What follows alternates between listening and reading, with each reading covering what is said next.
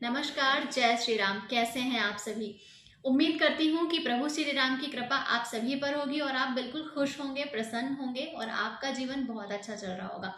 मैं पायल श्रीवास्तव, फाउंडर और CEO status genuine infra private limited की आज मैं आपसे बात करने वाली हूँ अयोध्या के एक नहीं बल्कि बहुत सारे प्रोजेक्ट के बारे में। वैसे तो मैं हमेशा अपने एक वीडियो में 1 से 2 प्रोजेक्ट की ही बात करती हूँ, लेकिन इस वीडियो में मैं आपको छोटे छोटे कई सारे प्रोजेक्ट की जानकारी देने वाली हूँ, जो कि इस समय खास तौर पर जन्मभूमि पे प्राण प्रतिष्ठा का जो कार्यक्रम होने वाला है और दीपोत्सव, इन दोनों के बारे में होंगे। इसमें मैं छोटे छोटे कई सारे प्रोजेक्ट की जानकारी दूंगी जो अयोध्या में रनिंग में चल रहे हैं या जिनका निर्माण शुरू हो रहा है, और इन सभी को दिसंबर तक पूरा भी कर लिया जाएगा। सबसे पहले अगर बात करें तो 2500 भक्तों के लिए बाग बीजेसी में एक और नया टेंट सिटी बनाया जा रहा है। हनुमानगढ़ी में निकास द्वार के चौड़ीकरण के लिए नींव का पूजन कर लिया गया है। इसके अलावा मंदिर में जो प्रवेश द्वार है, प्रभु श्री राम लला का जो मंदिर बन रहा है, जिसका प्रवेश द्वार है, जिसको गज द्वार का नाम दिया गया था, उसका निर्माण कार्य भी शुरू हो चुका है। होम स्टे योजना के तहत होम स्टे पर मैंने अपना एक पूरा वीडियो बनाया हुआ है ऑलरेडी। उम्मीद करती हूँ कि आपने देखा होगा, अगर नहीं देखा है तो आप चैनल पर जाकर उसे देख सकते हैं। और एक और इम्पॉर्टेंट चीज़ है ये कि अगर आप हमसे जुड़ना चाहते हैं तो आप चैनल को सब्सक्राइब जरूर करें, साथ ही किसी भी जानकारी के लिए हमारे दिए गए नंबरों पर कॉन्टैक्ट करें। अयोध्या में होम स्टे जो परियोजना है उसके तहत लगभग 408 नए आवेदन और आए हुए हैं। इसके साथ ही 51 घाटों पर 12,500 ब्लॉक में दीप जलाए जाएंगे। 25 फीट चौड़ा होगा हनुमानगढ़ी का द्वार, जिसका भूमि पूजन, जैसा कि मैंने बताया आपको, नींव पूजन हो चुका है। 84 कोसी परिक्रमा पथ का सर्वे भी शुरू कर दिया गया है। रामलला की प्राण प्रतिष्ठा के दौरान सुरक्षा कर्मियों के लिए और राम भक्तों के ठहरने के लिए आवास के प्रबंधन का काम काफी तेज हो चुका है, और इसी के तहत श्री राम जन्मभूमि तीर्थ क्षेत्र ट्रस्ट की ओर से बाग बीजेसी में टेंट सिटी बनाई जा रही है।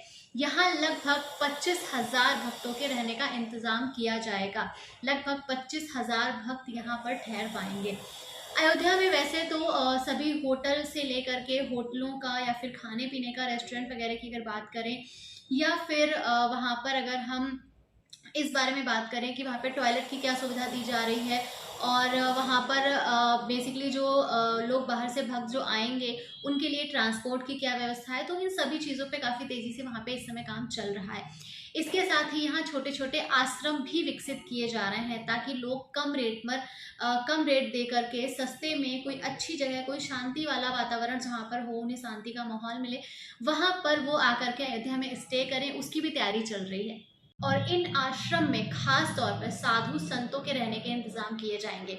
ट्रस्ट प्राण प्रतिष्ठा को लेकर के यहाँ पर एक अस्थायी कार्यालय भी खोलेगा। इसके साथ ही यहाँ पर टेंट का स्ट्रक्चर बनकर तैयार हो चुका है।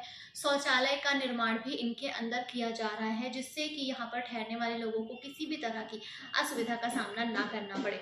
तुलसी नगर में पीएसी के 300 जवानों के लिए स्थायी निर्माण का काम भी काफ़ी तेज हो चुका है।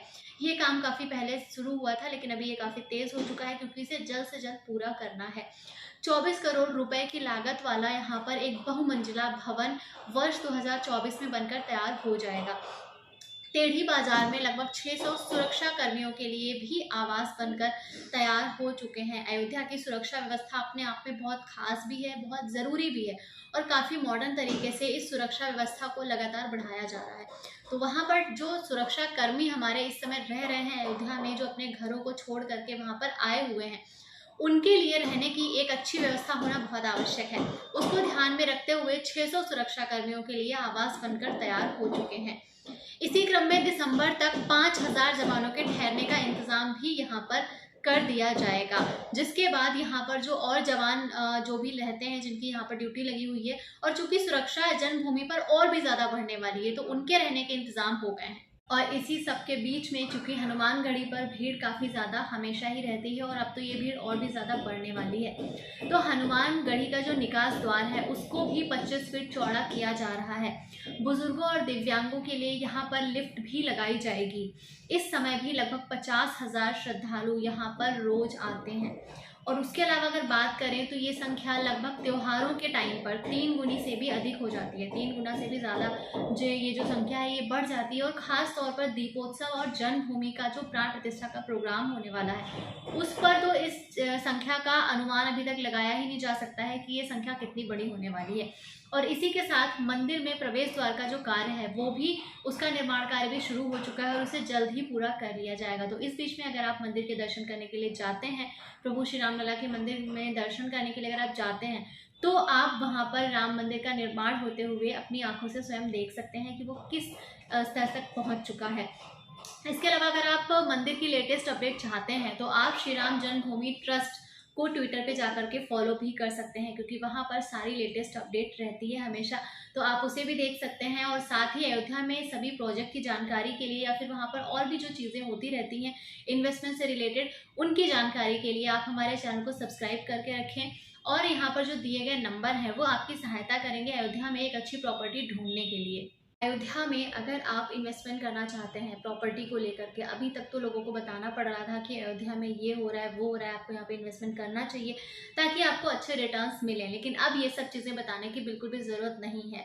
कोई भी व्यक्ति जो हमारे धर्म से बिलोंग करता है, हिंदुस्तान से बिलोंग करता है, वो देश में रहता हो या विदेश में रहता हो, सभी चाहते हैं कि प्रभु श्री राम लला की नगरी में उनका भी एक आशियाना हो, या उनका कुछ ना कुछ इन्वेस्टमेंट वहाँ पर हो, या कोई रोजगार हो, या फिर बहुत सारे ऐसे लोग हैं जो एक ज़माने में अयोध्या को छोड़कर गए थे लेकिन वो आज वापस अयोध्या में सेटल होना चाहते हैं।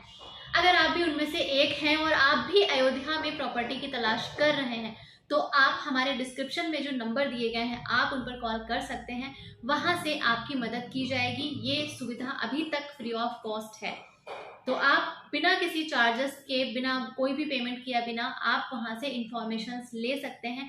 अयोध्या में अगर प्लॉट खरीदना चाहते हैं तो उसके अलावा मेरे चैनल पर मैंने बहुत सारा ऐसा कंटेंट अपडेट किया हुआ है जहाँ से आपको, आप अगर 2-4 वीडियोस भी देख लेंगे तो आपको अयोध्या में ज़मीन खरीदने में या वहाँ पर इन्वेस्ट करने में कोई भी असुविधा नहीं होगी।